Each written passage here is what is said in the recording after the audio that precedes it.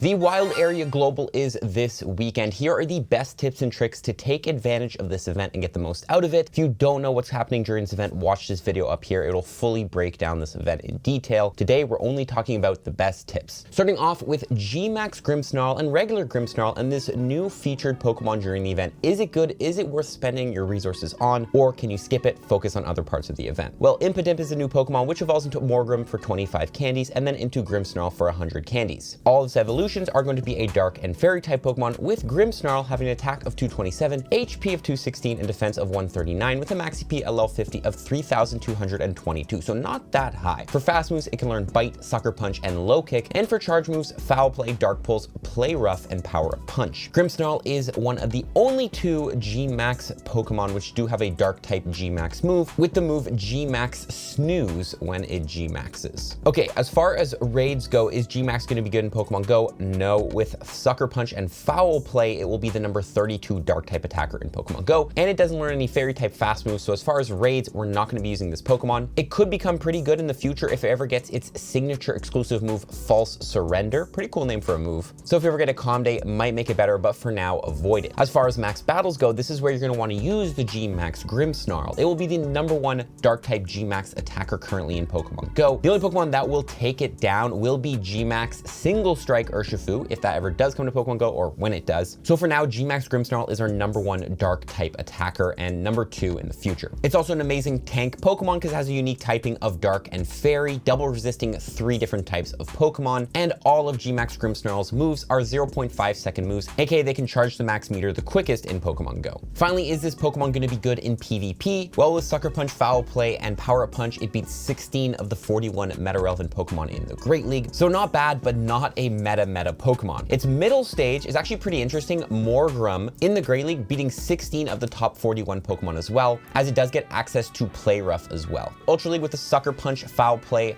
Play Rough moveset, beating 21 of the top 46 Pokemon, and in the Master League, its stats are too low. Overall, Pokemon definitely for the max battles, definitely worth going ahead and grabbing yourself one, and just doing the G-Max battles because they get you so many resources. But we also have a bunch of wild spawns during the event, so which ones are we focusing on? Well, starting with the Dark Rotating Habitat, you have a Alolan Meowth in there, which gets you 750 Stardust per catch. We then have Ghastly, which can evolve into Gengar. Mega Gengar is the number 2 Ghost type attacker in Pokemon Go, and this is a good opportunity to grind candies for G-Max Gengar, Dynamax Gengar, and Shadow Gengar. We then have Skorupi, which evolves into Drapion. Drapion is ranked 82 in the Great League and 53 in the Ultra League. You then have Scraggy, which Scrafty got a Mega Evolution in the new Pokemon Legend ZA, so good opportunity to grind yourself a hundo to get ready for that Mega when it comes to Pokemon Go. Fungus is also spawning in the wild, 500 Stardust per catch for catching that if you need Stardust. We have Dino in the wild, which can evolve into Hydreigon. With its signature move, Brutal Swing, will be the number 11 dark type attacker in Pokemon Go and number 3 in the Shadow form. You can also remove Frustration from any of your Shadow Dinos you might already have during the wild area, because that is one of the bonuses we're getting. Inkay also is in there, which evolves into Malamar. Malamar did get a new Mega Evolution in Pokemon Legend ZA if you want to get ready for that, and is a good PvP Pokemon, ranked 57 in the Great League and 32 in the Open Ultra League, and Shadow Malamar is good as well if you want to grind candies for that Pokemon. We then have Phantom in there, which evolves into Trevenant. Phantom is a free trade evolved Pokemon, meaning if you receive one from a trade, it's free to evolve it into Trevenant, making it a great way to grind XP for that Pokemon. Also, Trevenant is ranked 149 in the Great League and 72 in the Ultra League, and if you have any Shadow Trevenants you caught during the Halloween event, this is your chance to remove Frustration from them, and Shadow Trevenant ranked 42 in the Ultra League. We have Dreepy as well in the wild, which can evolve up into Dragapult. Dragapult with Astonish and Shadow Ball, the number 10 Ghost type attacker in Pokemon Go, and with Dragon Tail and Breaking Swipe, the number 23 Dragon type attacker in Pokemon Go. If it ever gets a Calm Day as well, it could get its signature move Dragon Darts, making it much better as a Dragon type attacker, but I would hold on to them until its potential Calm Day, potentially in June of 2026. We have Murkrow evolving into Honchkrow, the number 17 flying type attacker with Peck and Sky Attack. We have Sneasel, which evolves into Weavile, the number 13 ice type attacker with Ice Shard and Avalanche, and the number 26 dark type attacker with Snarl and Foul Play. And we have Houndour evolving into Houndoom, which does have a mega form in Pokemon Go, so good opportunity to grind a hundo for that. These final 3 Pokemon as well are spawning in the wild as mighty Pokemon with an IV floor of 13, 13, 13, caught at a really high level, control, so you can go ahead and just catch them and then just use them in those situations. Amazing for new players. Then in the fanciful fairy hours, rotating every 2 hours, we have Clefairy evolving into Clefable, which did get a new Mega Evolution in Pokemon Legends ZA. Good opportunity to get ready for that Pokemon. Also, Clefable is ranked 99 in the Great League and 34 in the Ultra League. Alolan Vulpix is in there, evolving into Alolan Ninetales, ranked 153 in the Great League and ranked 89 in the Ultra League, and the Shadow version is pretty good as well in those leagues. Jigglypuff, which can evolve into Wigglytuff, being ranked 28 in the Great League. Togetic, which evolves into Togekiss with Charm and Dazzling Gleam. Togekiss is the number 6 fairy type attacker in Pokemon Go. Also, it's going to be ranked 80 in the Great League and 12 in the Ultra League and 23 in the Master League. Togekiss, very strong. We then have Meryl, which evolves into Azumarill, the GOAT of Great League, ranked 4 still in the Great League after all these years. Swablu, which can evolve into Altaria, ranked 11 in the Great League. Audino is spawning in the wild as well, which gets you 2100 Stardust per catch. These things are tough to catch, but you will have access to Safari Balls you can use on Mighty Pokemon, or you can use on Audino to make it a lot easier to catch during this event. It might not be the best use of your Safari Ball, but it is a lot of Stardust to catch these Pokemon. We then have Dedenne, which is ranked 30 in the Great League spawning, and Klefki in the wild as well, which is regional to France and some areas of Belgium. So if you don't have this regional Pokemon, you can actually find this Pokemon in the wild, and it is going to be available for everyone. I believe even if you don't have a ticket, you'll be able to find Klefki in the wild. We have Popplio, which evolves into Primarina, being ranked 14 as a water type attacker with Waterfall and Hydro Cannon, and ranked 38 in the Open Master League. We have Hatena in there, which evolves into Hatterene, being ranked 7 as a fairy type attacker in Pokemon Go with Charm and Dazzling Gleam. And Dynamax Hatterene is the number 1 fairy type attacker currently in Pokemon Go, tied with Dynamax Gardevoir, so you can grind candies for that Pokemon if you don't have a lot of Hatena candies. And Hatterene does have a future Gigantamax variant if you want to get ready for that Pokemon. We also have Duvralt in the wild, which can evolve up into Gardevoir. Gardevoir does have a Mega Form in Pokemon Go to get a good IV for, which is the number 1 fairy type attacker in Pokemon Go. And Shadow Gardevoir are pretty good fairy type attackers as well. And if it's a male Ralts, you can evolve it up into Gallade, which also does have a Mega Form in Pokemon Go with Low Kick and Close Combat, the number 10 fighting type attacker in Pokemon Go, and the number 5 psychic type attacker in Pokemon Go, tied with Mega Gardevoir with Confusion and Psychic. We also do have Dynamax Gardevoir and Dynamax Gallade, which are pretty good Dynamax attackers to grind candies for. Gardevoir will be a Mighty spawn as well if you want to go ahead and catch that at a high level with a high IV. Now, okay, Mighties are coming back with an IV floor of 13, 13, 13. There's a 1 in 27 chance that a Mighty Pokemon is 100% IV. Also, these Pokemon will be caught above level 40, which means they're only a couple power-ups away from being the highest level. So which ones should you focus on and which ones are meta relevant? Well, on Saturday, we do have Mighty Tyranitar spawning in the wild, which means you can just get a Mega Tyranitar with Bite and Brutal Swing, being the number 1 dark type attacker in Pokemon Go, and with Smackdown and Stone Edge, the number 2 rock type attacker in Pokemon Go. So just catch the Mighty Tyranitar. You might want to use Safari Balls on all the Mighty Pokemon, as they're pretty tough to catch. Regular Tyranitar with Bite and Brutal Swing, if you don't Mega Evolve it, is still the number 10 dark type attacker, and with Legacy, Smackdown, and Stone Edge, the number 16 rock type. Mawile is also spawning in the wild, which you can go ahead and Mega Evolve. Mega Mawile is in Pokemon Go. Not a great Mega, but still, you can straight up just catch a hundo level 45 Mega Mawile if you're lucky. Absol is also going to be one of those Pokemon in the wild with a Mega Form. You can go ahead and catch yourself a strong one. I just actually caught myself a hundo this weekend in Nagasaki. Mega Absol with Snarl and Brutal Swing, the number 4 dark type attacker in Pokemon Go, and regular Absol, the number 22 dark type. Hatterene is also spawning in the wild as a Mighty Pokemon, which can go ahead and catch a shiny Mighty Hatterene, one of the new shinies during the event. Meowscarada is also a Mighty Pokemon in the wild with Leafage and Frenzy Plant, the number 12 grass type attacker in Pokemon Go. Then on Sundays, the Mighty Pokemon in the wild will be different, with Houndoom being one of the Mighty Pokemon, which of course does have a Mega Form in Pokemon Go to prep for. Good fire and dark type attacker, that is. Gardevoir, as I mentioned earlier, another Mighty Pokemon you can find in the wild. Honchkrow, as I mentioned earlier, another Mighty Pokemon you can just straight up find in the wild instead of finding its baby form and evolving it. Garchomp, the main one for Sunday. Mega Garchomp is in Pokemon Go. You can obviously catch Mighty Garchomp with Safari Balls in the wild. With Dragon Tail and Breaking Swipe, Mega Garchomp is the number 3 Dragon type attacker in Pokemon Go, and Mudshot Earth Power, the number 2 ground type attacker in Pokemon Go. Regular Garchomp being the number 17 Dragon type and 12 ground type with the same moveset. Finally, Weavile is also a Mighty Pokemon, which, as I mentioned, you can just catch it in the wild. Mighties are amazing. Anyway, if you do have a ticket, you will also get access to Uxie, Mesprit, and Azelf off of Incense in their Mighty forms. Yes, having a really high IV floor and being powered up very, very strong. These are regional Pokemon. So normally Uxie is Asia Pacific, Mesprit is EU, Middle East, Africa, India, Azelf is North America, South America, but they're not going to be regional locked during this event if you have a ticket, but you can only get them off Incense. So use Incense during the event, not daily Incense, although that is an option I'll talk about a little bit later in the video if you want to go ahead and encounter these Pokemon and you have a ticket. If they are shiny, they will not flee, by the way, but they will be very hard to catch. And again, save your Safari balls for these encounters. As far as hatching during the event, we do have some decent eggs hatching from the 5Ks with Mime Jr. Normally an exclusive regional to the Europe region, will be available globally if you want to hatch a Mime Jr. or a shiny one. Sandile is also going to be in the 5Ks, a rare 12-kilometer egg-locked Pokemon now in the 5Ks if you want to try to get shiny Sandile, not a good Pokemon, but a rare one. Same thing with Pawniard, rare Pokemon, normally locked behind 12-kilometer eggs, and does have a new rare evolution King Gambit you can get in Pokemon Go. Impidimp is also going to be in there, as I mentioned before, with the Grimmsnarl, and Tinkatink, which is a secret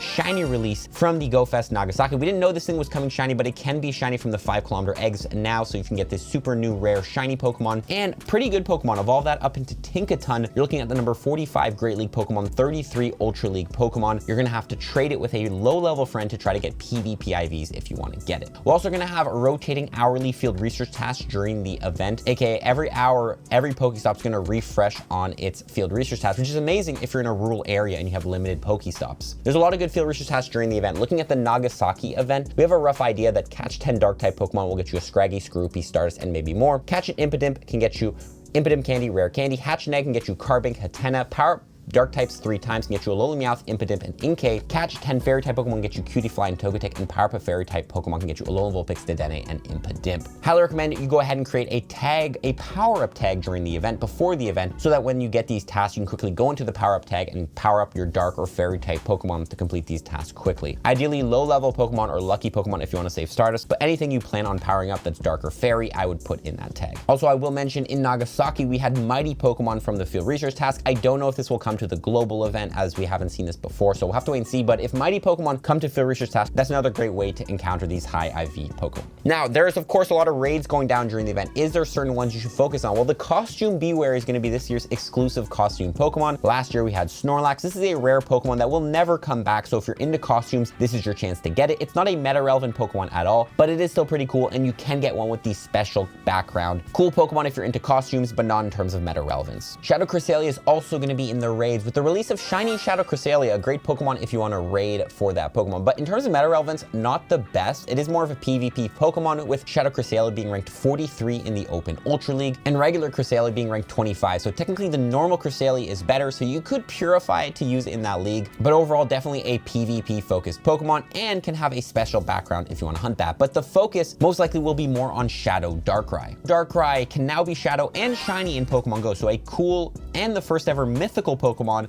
that has a shiny form. So great to hunt for it. It can have a special background, and in terms of meta relevance with Snarl and Shadow Ball, it's actually going to be a good ghost type attacker. I don't have an exact ranking because it's not a full ghost type moveset, but as a dark type attacker, it's going to be very strong. Shadow Darkrai will be the number 3 dark type attacker in Pokemon Go, not including mega forms, so a very, very strong Pokemon to go ahead and add to your roster. And if it ever gets Dark Void, I could definitely see it jumping to the number 1 spot. It's a shame that we do not have the signature move of Darkrai on it yet. Okay, let's talk about Safari Balls. There's not really much info on whether you're going to be getting Safari Balls or not from the free or the paid ticket, but I do have a couple predictions. First of all, Safari Balls are a Pokeball that will make it a lot easier to catch a Pokemon. Specifically, they want to be used on mighty Pokemon because you really can't catch mighty Pokemon without a Safari Ball, so use them wisely. Normally for free, you're going to get 2 Safari Balls just for logging in to the event, and you have a chance to get Safari Balls from spinning Pokestop based on last year. You can purchase a $2 USD timed research ticket, which will award you with 4 Safari Balls, and normally if you purchase an event ticket, every hour you'll get a timed research that will get you 10 Safari Balls. These Safari Balls will expire at the end of the event, so make sure you use them. You can't save them for the future time. You have to use them within the event hours. I do believe they're going to save from day 1 to day 2 though. In the wild area Nagasaki, we actually had the opportunity to buy Safari Balls. You could buy 10 Safari Balls for 60 Pokecoins, 25 for 125 Pokecoins, and 50 for 240 Pokecoins. Don't know if this is going to come to the global wild area, but if it does, it is an option for anyone with a lot of Pokecoins to just buy them. Additionally, there was balloons every hour in Nagasaki giving out free Safari Balls. So point is here, save your Safari Balls, use them on the mighty Pokemon, the shiny mighties, all that stuff, and really make sure you're spending them wisely. Also, if you use the Daily Adventure Incense, you could go ahead and encounter a Galarian bird, which you can use a Safari Ball on, making it a lot easier to catch a Galarian bird. Using White Curm's Adventure Effect Ice Burn will give you a 1.5 times catch multiplier, plus a Golden Raspberry, plus a Safari Ball. You'll have a really high chance of catching a Galarian bird if you've ever want to catch it. it. The loss is here though, if you use the daily incense, you won't be able to encounter the mighty Uxie, Azelf, and Mesprit if you have a ticket, as those are only on regular incense. Also, if you participate in max battles and raid battles, I think Safari Balls will be given to you automatically, making it a lot easier to catch the raid boss Pokemon, which is amazing. Now, you want to Mega Evolve correctly during the event, because when you Mega Evolve, you'll get more Candy, XP, and Exo Candy for catching Pokemon that share a type with the Mega. Of course, this is a Dark and Fairy type themed event, but there's specific Megas you can go ahead and Mega Evolve that will get you more candies for certain Pokemon, because we don't have a Dark and Fairy type Mega, unfortunately. Mega Gardevoir is a great choice on Saturday, boosting all the Psychic and Fairy type spawns you'll be finding in the wild. You then have Mega Altaria, boosting Dragon types and boosting the Fairy type spawns in the wild. Mega Rayquaza, another good option, boosting Dragon, Psychic, and Flying type Pokemon. Mega Sableye, boosting Dark and Ghost type. Mega Gyarados/Sharpedo, boosting Dark and Water types. Mega Diancie, boosting Rock and Fairy types, and Mega Audino, boosting Normal and Fairy types. It's gonna really depend on what you're focusing on, but I would highly recommend actually every hour during the dark hour versus the fairy hour, switch your Mega from a dark to a fairy. Set a reminder to do that. Then on Sunday, the best options will be the exact same. Now, adventure effects are one of the strongest abilities in Pokemon Go, and we have a couple good options. The number one, if you're gonna be focusing on wild spawns during the event and trying to catch as many as you can, I would recommend putting the spatial rend adventure effect down, which will double your spawn distance from 40 to 80 meters. The more Pokemon you can see, the more you can catch. Specifically, certain mighty Pokemon, which you might not normally see on your catch route,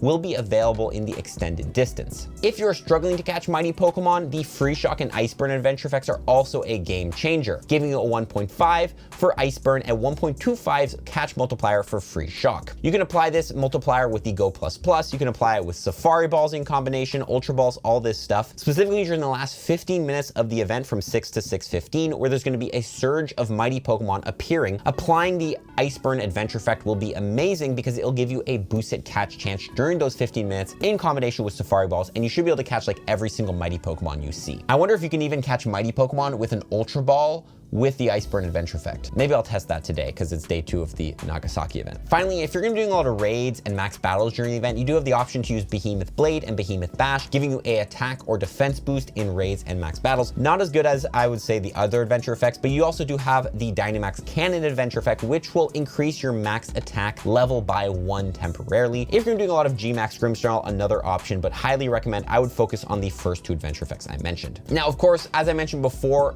are you gonna try to catch Galarian Bird during the event? Is it worth it? Well, it's gonna be up to you. Remember, if you do reach rank 50 of the November Go Pass, you do get 30-minute daily adventure instance. So maybe starting the event with 30 minutes of daily adventure instance isn't a bad idea. You can also combine that with Roar of Time, which will freeze your daily adventure instance. So if you want to run daily adventure instance for the full 8 hours, starting with daily adventure instance, using Roar of Time to freeze it, and then you can try to encounter Galarian Birds. But again, if you have the ticket, you're gonna be missing out on the unknown spawns and the Lake Guardian spawns off of the regular instance, which sucks. Of course, if you do use Roar of Time, it can be good to use a Star Piece and a Lucky Egg to go ahead and freeze those items so you can get the full 8 hours of those items for just using 1 of each. Now, we have a lot of great spawns during the event. How do we get more candies for them? Well, first of all, remember to use Pineapps and Silver Pineapps during the event to double or 2.34 times your catch candy. And this can be very effective because we have some basic stage 1 and stage 2 Pokemon spawning during the wild. So if you catch a mighty Pokemon, you actually get 10 candies for catching it. If you catch it on a Pineapple Berry, 20 candies. If you have the Go Wild area ticket, you're also gonna have the bonus of 2 times catch candy, meaning a stage 2 Pokemon with a Silver Pineapple Berry and 2 times catch candy will get you 46 candy for that Pokemon. If you purchase the Go Pass Deluxe ticket for the Into the Wild event, you'll also get 1 more candy and Catch Candy XL when doing raids and max battles, which is also gonna be effective